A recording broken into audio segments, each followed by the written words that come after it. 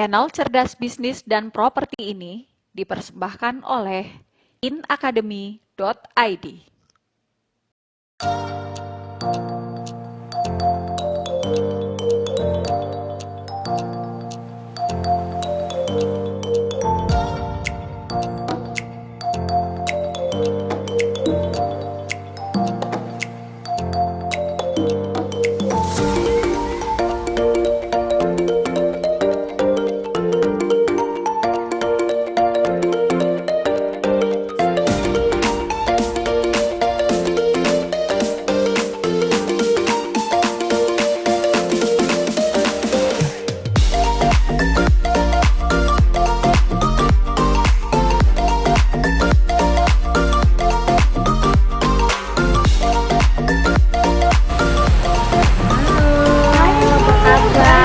Alhamdulillah sehat.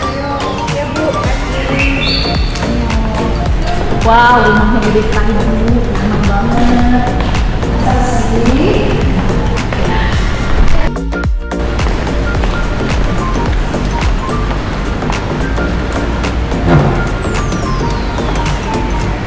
Assalamualaikum warahmatullahi wabarakatuh. Berjumpa lagi dengan saya Endang Wasiati Wirono, dan di samping saya sudah hadir Ibu Lucianti Pahri yang hari ini menjadi tamu spesial di Cerdas Bisnis dan Cerdas Properti di channel YouTube saya. Jangan lupa like, jangan lupa subscribe, jangan lupa hidupkan loncengnya, jangan lupa komen untuk next konten yang menarik yang saya bisa bahas dan lebih membawa manfaat dan inspirasi untuk para subscribers. Nah, langsung saja kita sapa tamu spesial saya hari ini, Ibu Lucianti. Hai Bu Lucy, apa kabar? Alhamdulillah, kabar baik. Alhamdulillah. Jadi sebenarnya sudah lama banget mau mewawancarain Ibu, tapi Ibunya sibuk banget. Terus ada beberapa hal yang sampai dengan hari ini akhirnya terlaksana juga. Nah, hari ini kita akan khusus membahas tentang bisnisnya Ibu. Jadi Bu Lucy ini adalah wanita hebat di Palembang, Sumatera Selatan. Bisnisnya itu dari mulai makan sampai dengan minyak sampai dengan gas itu ada ya teman-teman. Jadi langsung saja hari ini kita akan kupas habis belak-belakannya beliau tentang bagaimana beliau memulai bisnisnya dan tips-tips jitunya gimana bisnisnya bisa sukses. Ya, jangan kemana-mana, stay tune. Hai Bu Lucy, terima kasih banget ini waktunya. Saya hari ini mau minta ilmu sama Ibu. Bu, boleh nggak diceritakan apa sih, gimana sih sekarang aktivitas Ibu selama pandemi ini? Terus gimana bisnisnya, gimana anak-anak? Ya, hari-hari Ibu gimana sih di masa pandemi ini? Ya, alhamdulillah ya. Jadi di masa-masa pandemi ini tentu semua sektor bisnis itu kelihatannya semua menurun. Yes, betul. Tapi kita sebagai orang bisnis tidak harus menyerah begitu saja. Ya. Untuk bagaimana kita tetap stabil kalau bisa, bahkan kalaupun ada penurunan tentu jangan yang terlalu signifikan. Jadi saya dalam hal ini setiap hari tetap menjalankan kegiatan-kegiatan rutin, melihat beberapa bisnis yang saya kerjakan, dan yang paling penting tentu yang pokok bagi saya adalah mengurus anak-anak keluarga dalam hal ini. Luar biasa. Jadi tetap aktivitas seperti biasa, tetap tidak ketakutan, tidak menjadi paranoid yang akhirnya harus yakin, harus optimis gitu ya Bu ya. Optimis. Nah Bu, boleh diceritakan nggak Bu, nih saya sebenarnya sudah punya contekannya ya. Ibu tuh bisnisnya kan dari mulai butik pun sampai dengan SPBU pun ada gitu. Nah, bisnis apa saja sih yang Ibu miliki saat ini, yang Ibu jalankan saat ini? Sebenarnya ada beberapa ya bisnis yang saya jalankan, tapi yang pokok itu adalah bisnis saya adalah SPBU dan gas di sini. Itu kemudian saya punya hobi misalnya dengan pakaian-pakaian, makanya saya buka butik untuk anak dan ibu dan wanita dalam hal ini. Terus juga kebetulan suami itu suka dengan Harley Davidson dan ada Harley Davidson loh. Satu butik laki-laki Verde di sini itu juga hiburan untuk Palembang. Verde kita yang pegang, dan ada beberapa restoran, ada juga tempat hiburan ya, namanya Demato, mungkin masyarakat Palembang khususnya terus umumnya masyarakat Sumatera Selatan sudah tahu itu. Kemudian juga ada juga beberapa bisnis baru atau bisnis retailnya itu adalah Alfamart mungkin sama Indomaret. Kemudian juga saya baru juga menjalanin itu dalam masa-masa pandemi ini adalah Frozen Mart, itu yang sekarang lagi bagus ya. Kemudian juga saya meneruskan daripada cita-cita almarhum suami saya, yaitu beliau persiapan membuka salah satu karwas di sini. Oh ya, yang robotik karwas itu. Iya, yang robotik. Ya ampun, luar biasa, banyak banget, multi bisnis. Nah, Bu, berarti main bisnis Ibu ini adalah SPBU ya, main bisnis. Nah, bisa dikatakan main bisnis itu Ibu punya berapa SPBU sih, Bu? Sebenarnya sih ada beberapa lah, tapi masih banyak orang yang lebih punya SPBU lebih banyak dari saya. Tapi yang jelas cukup, jadi ya di atas 10 lah sedikit. Di atas 10, 18 ya, Bu? Mudah-mudahan ya. Bu, ini ternak apa SPBU, Bu? Ternak ayam apa SPBU? Nah, Bu, Ibu kan bisnisnya SPBU ya, namanya? Sekolahnya ini dulu khusus SPBU atau backgroundnya Ibu apa ya?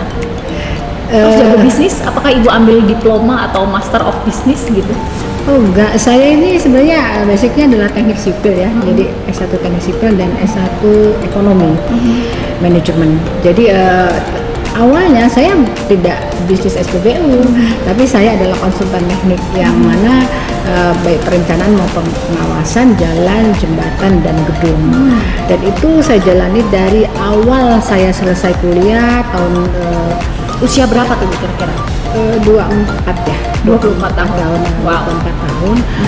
Kemudian 25 tahun saya sudah memegang 24 tahun tuh posisinya udah nikah sama Bapak kan? Oh, belum Nikah, masih single. Belum, masih single. Jadi 25 tahun pun saat saya memegang pimpinan cabang daripada salah satu konsultan, yaitu Pamintori Konsultan.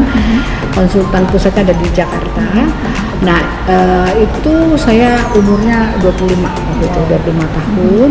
Dan terus ya Pamintori dulu cukup banyak ya pekerjaan-pekerjaan yang kita lakukan. Partnernya siapa ini? Government kah atau ya pemerintah ya?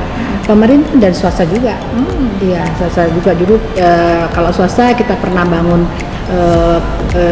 gedung jalan dari PT Bandagara Reksa gitu. Terus juga dulu pernah ada pekerjaan-pekerjaan sipil di Pertamina, Pusri. Kalau pemerintah ya tentu pekerjaan umum ya. Jadi dinas pekerjaan umum, jalan, cipta karya, dan gedung itu hampir semua di seluruh kabupaten di Sumatera Selatan itu Pamintori pernah. Berarti itu statusnya employee ya? Iya. Terus Ibu akhirnya decide menjadi pebisnis gitu? Apakah buka konsultan sendiri, merek sendiri, atau Ibu bermain kontrak juga, bermain proyek juga mungkin pada saat itu? Oh enggak, saya konsen ke konsultan ya. Jadi saya konsen ke konsultan. Tapi suami itu di kontraktor waktu itu. Nah, terus waktu menjalankan konsultan saya udah mulai bisnis pakaian ini. Dulu di Polygon itu saya punya satu butik anak-anak namanya Via. Dulu cukup banyak yang kenal. Nah, karena kenapa? Karena saya punya anak balita waktu itu. Jadi sambil beliin baju anak sambil ini ya. Wah, memang berarti memang dari dulu tuh insting bisnisnya tuh udah ada aja gitu ya. Iya. Luar biasa. Terus tadi ada Alfamart. Alfamartnya Ibu kan juga tidak cuma 1-2 ya. Iya. Saya ngeliat kan ada beberapa. Iya. Ada di atas 20 unit ya, Bu ya, untuk Alfamart. Ya lebih kurang lah seperti itu. Jadi kalau orang itu punya Alfamart 1-2 biji, ini ibu punya Alfamart itu sudah kepala 2, di atas kepala 2 ya. Jadi bayangkan bagaimana uletnya Bu Lucy membesarkan bisnisnya dari nol dan kemudian itu beranak pinak seperti itu. Nah, Bu, untuk bisa mendalami satu bidang terus kemudian itu beranak pinak itu kan ada ilmunya ya. Nah, itu gimana sih Bu tipsnya? Gimana sih strateginya? Khususnya mungkin SPBU ya, karena kan ini sangat ini sangat menarik sekali untuk dipelajarin para teman-teman pengusaha muda atau para pemula yang ingin mungkin mau belajar bisnis SPBU. Apa sih Bu strateginya? Ya, tentu tidak cuma SPBU ya, tapi apapun itu kalau kita memulai suatu bisnis itu harus fokus, sungguh-sungguh. Yes. Jadi kita tidak hanya pintar membuka tapi tidak pintar memaintain. Jadi saya seperti itu juga. Jadi awalnya nggak mungkin saya begitu punya langsung sekian gitu, tapi mulai dari angka 1 pasti. Tapi saya sungguh-sungguh bagaimana caranya, karena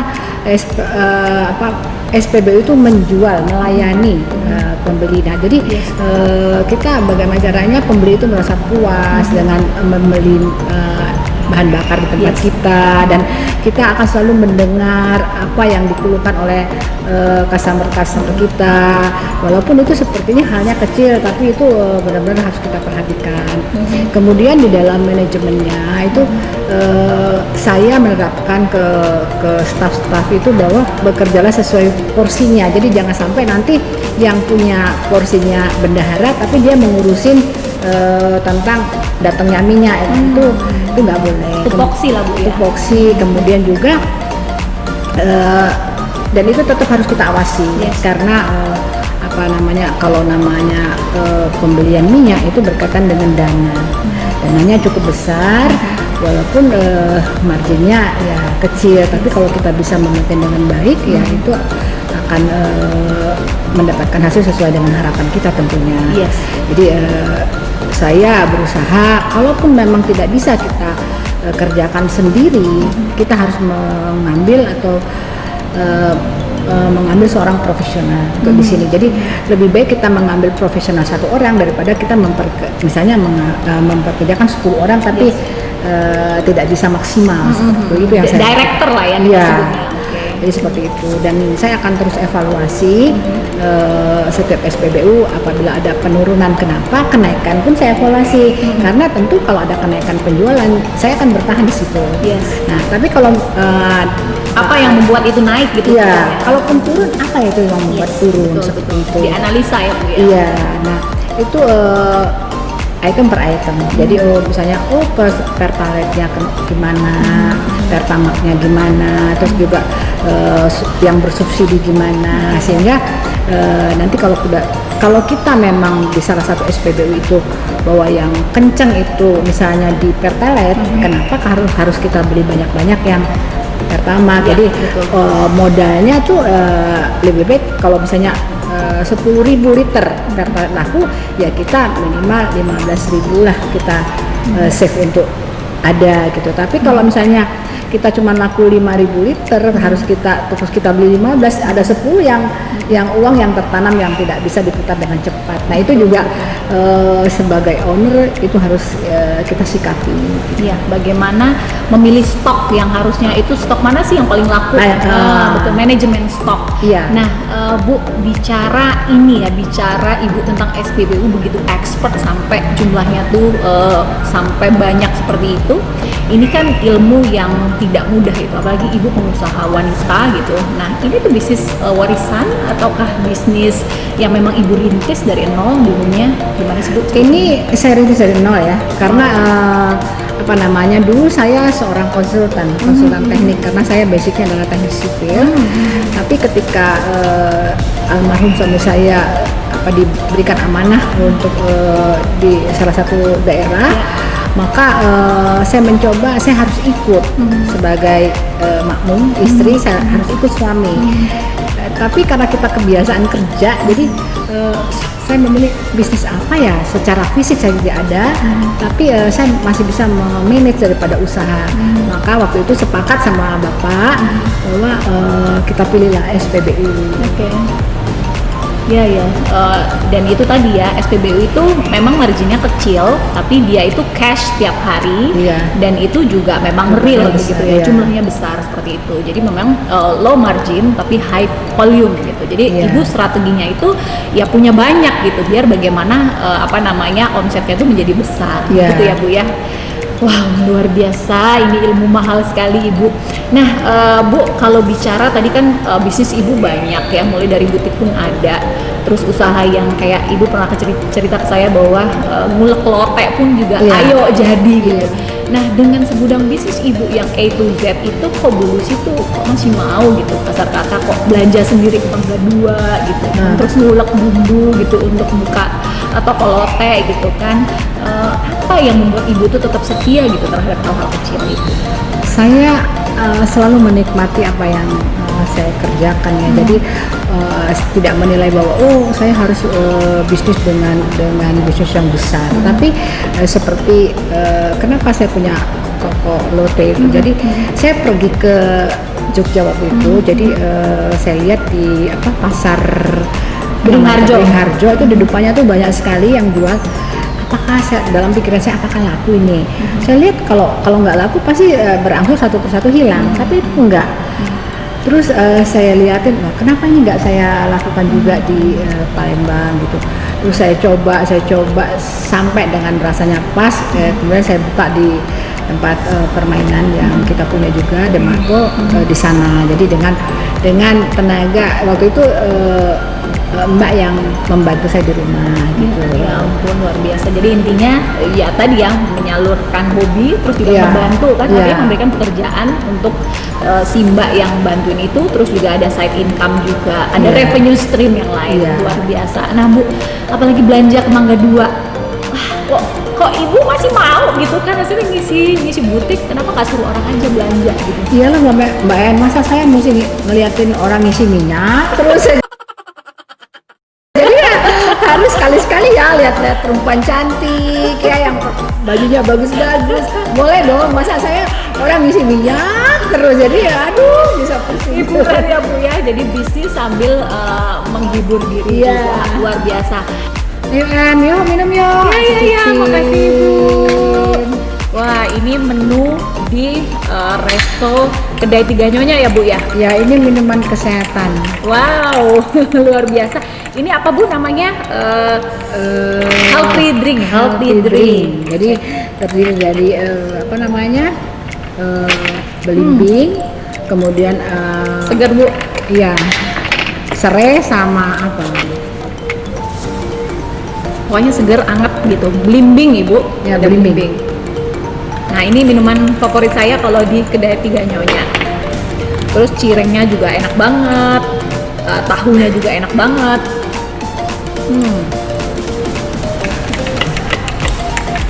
Ya. Nah, Bu Lucy, selama menjalanin bisnis, itu kan pasti ada up and down lah ya. Nggak semuanya kita bisnis juga selalu happy. Mungkin ada yang profit, ada yang loss gitu kan. Pernah nggak sih ada di titik terendah yang buat Ibu tuh drop gitu, terus Ibu down, terus Ibu sedih gitu? Pernah nggak sih? Terus bagaimana sih Ibu bangkit dari sini? Aku pernah ya. Jadi saya pernah berada di titik yang paling bawah. Ketika itu ada satu kasus ya yang saya hadapi, dan menurut saya itu sangat berat. Jadi tapi saya harus hadapi. Nah di situ saya berpikir bahwa ini semua yang terjadi ini adalah izin Allah. Jadi tidak dapat Sampai merinding saya. ya, tidak dapatlah kita semua debu yang kecil pun bisa pindah, itu izin Allah. Jadi maka itu harus kita terima dengan ikhlas dan kita ambil hikmah apa di balik itu semua. Nah itu pada saat itu saya seperti itu. Nah yang menjadi beban kita sebagai ibu rumah tangga adalah anak-anak dan suami pasti. Nah saya tidak mau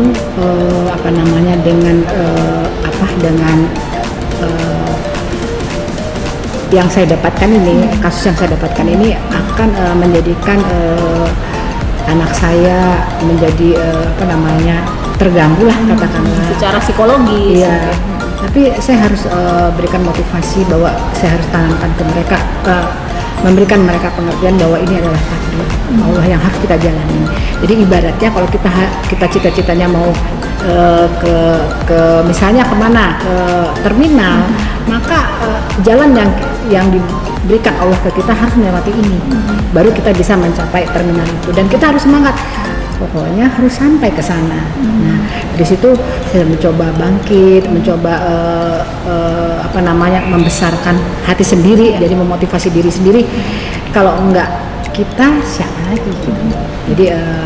Jadi menurut saya intinya itu jangan cepat berputus asa, karena kalau ada usaha disitulah pertolongan Allah. Jadi itu yang saya lakukan, dan alhamdulillah ya, jadi secara perlahan satu persatu, dan itu yang saya lakukan, sehingga keluarga juga bisa kembali seperti semula lah, baiklah gitu. Dan akhirnya lewatlah ujian. Lewat ya, Insya Allah ya. Luar biasa. Nah, Bu, siapa sih kalau boleh tanya motivator terdekat atau orang yang selalu membuat ibu tuh semangat, bangkit, terus dalam keadaan yang tadi yang lagi down itu, yang membuat ibu tuh aku harus bisa gitu, siapa sih? Aku, bapak pasti. Tapi sekarang bapak udah pergi gitu, jadi saya sekarang menjadi orang tua tunggal. Tapi saya yakin Allah mengambil beliau duluan, karena Allah mengatakan bahwa saya kuat. Jadi saya harus kuat karena masih punya anak-anak yang sangat membutuhkan. Jadi bapak itu selalu menjadi motivasi yang nomor satu ya. Kemudian keluarga pasti kan. Jadi bapak selalu menyampaikan kepada saya waktu itu, dimanapun kamu berada, kamu harus bermanfaat buat orang lain. Itu saya pegang sekali. Jadi itu yang dijadikan bapak motivasi. Kamu bisa, kamu harus bisa. Jadi intinya apa bisa itu, tidak boleh menyerah, Berjuang. Iya, ibaratnya kalau jatuh berdiri lagi. Nanti yakin saja yang terbaik kata kita itu belum tentu yang terbaik kata Allah. Yang kita jalanin dan ingin kita dapatkan adalah yang terbaik kata Allah. Jadi saya walaupun motivator saya ya sudah pergi gitu, tapi saya akan selalu berpegang dengan apa yang beliau sampaikan, prinsip-prinsip apa yang beliau tanamkan kepada saya selama 27 tahun saya bersama beliau. Itu sampai saat sekarang ya saya tetap pegang teguh, dan saya mohon kepada anak-anak untuk juga mendengarkan apa yang diinginkan oleh papanya. Insya Allah dan kita harus tetap yakin bahwa hal-hal seperti ini dapat kita lalui dengan baik. Luar biasa. Semoga ibu tetap kuat dan tetap menjadi inspiratornya ibu lah ya, bapak tetap hidup di hati, dan petuah-petuahnya bu juga tetap menjadi semangat dan spirit ibu untuk ke depan bersama anak-anak lah menjalani hidup. Kalau dengan perjalanan ibu yang ya sudah dibilang sukses lah ya, kalau orang bilang sukses itu relatif, tapi kalau menurut saya ibu sudah di titik puncak sebenarnya saat ini tuh. Nah, tapi mungkin ada mimpi ibu yang belum tercapai gitu. Apa sih mimpi ibu Lucy yang belum tercapai saat ini? Cita-cita ke depan mau seperti apa? Ya tentu cita-cita saya adalah bagaimana saya dapat mengantarkan putra-putri kami harta yang paling berharga yang ditinggalkan almarhum, untuk menjadi orang yang sukses sesuai dengan cita-cita mereka. Dan dengan usia senja seperti saya dan pengalaman yang saya dapatkan, bahwa tidak dapat kita pungkiri bahwa suatu saat kita akan kembali ke hari banyak, ke hari akhir. Tentu kalau di dunia kita bisa mendirikan suatu perusahaan yang cukup baik, dengan mendirikan tempat tinggal yang baik, saya harapkan juga saya juga ingin sekali di akhirat juga bisa mendapatkan juga seperti itu. Jadi misalnya kalau boleh misalnya saya dapat membangun tempat-tempat ibadah yang memang dibutuhkan oleh masyarakat tentu. Jadi bukan hanya bisa membangun, tapi benar-benar tempat ibadah itu dibutuhkan oleh Dipakai juga. masyarakat ya. Jadi memang diinginkan dan insya Allah itu yang sempat saya lontarkan kepada anak-anak. Jadi mudah-mudahan Allah meridhoi. Amin, amin. Jadi saya mudah-mudahan saya dapat mewujudkan itu sebagai mimpi. Mulia sekali Bu, pasti Tuhan akan meridhoi dan memudahkan itu semua. Nah Bu, boleh nggak kasih pesan-pesan untuk anak muda yang mungkin baru memulai usaha, milenial yang baru memulai usaha, terus untuk mereka yang mungkin gagal, untuk mereka yang mungkin bisnisnya sekarang lagi susah atau lagi suffer, pesan dari Ibu untuk teman-teman yang lagi berjuang misalnya. Sebagai pebisnis pemula.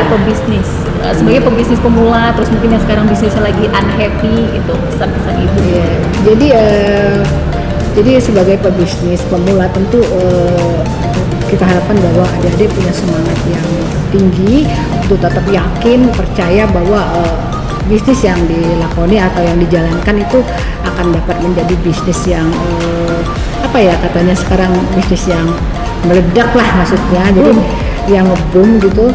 Nah kemudian juga karena semua orang yang sukses bisnis itu nggak ada yang tidak mengalami jatuh bangun, pasti pernah mengalami itu. Nah, bagaimana mengatasinya? Tentu pertama adalah semangat, masih punya semangat, masih punya keyakinan bahwa saya masih bisa itu. Kemudian tadi saya sampaikan, Mbak Ensa katakan, bagaimana kalau orang yang bisnisnya lagi turun, lah itu namanya liku-liku kehidupannya. Jadi kita harus bisa laluin. Kenapa orang bisa kita enggak? Jadi kita juga harus bisa melalui ini. Jadi kalau rezeki itu sudah wewenangnya atau urusan Allah. Yang penting kita bagaimana kita menjemput rezeki itu sehingga kita dapat kembali baik lagi gitu loh. Jadi jangan takut, jangan patah semangat, fokus, semangat, yakinlah pasti hasilnya akan sesuai harapan. Bu, satu lagi. Nah, ini saya mau agar teman-teman itu juga meneladani Ibu. Ibu kan dengan bisnis yang multi begitu, tapi bisnisnya itu jalan semua dan running semua.